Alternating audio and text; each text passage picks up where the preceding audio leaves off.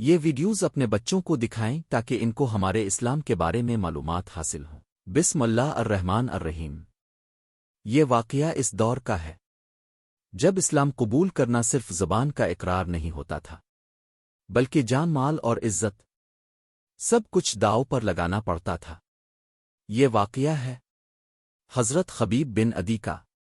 حضرت خبیب ان صحاب کرام میں سے تھے جنہیں کفار مکہ نے قید کر لیا۔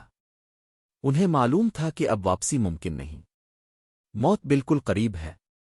کفار نے فیصلہ کیا کہ انہیں سب کے سامنے شہید کیا جائے تاکہ مسلمانوں کے حوصلے ٹوٹ جائیں۔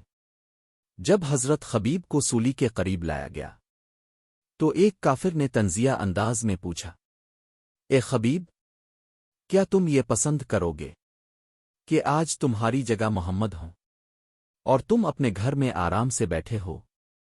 یہ سوال نہیں تھا، یہ ایمان کا امتحان تھا۔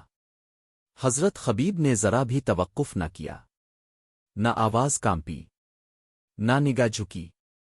فرمایا، اللہ کی قسم، میں یہ بھی پسند نہیں کرتا کہ میرے جسم میں ایک کانٹا چبھے اور اس کے بدلے محمد کو تکلیف پہنچے۔